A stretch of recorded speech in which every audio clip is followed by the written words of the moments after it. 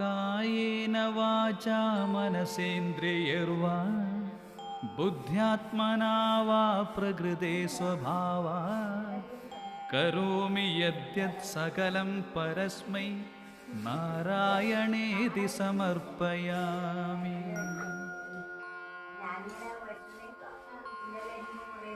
कायेन वाचा मनसेन्द्रियैर्वा बुद्ध्यात्मना वा प्रकृते स्वभावात् करोमि यद्यत् सकलं परस्मै नारायणेति समर्पयामि।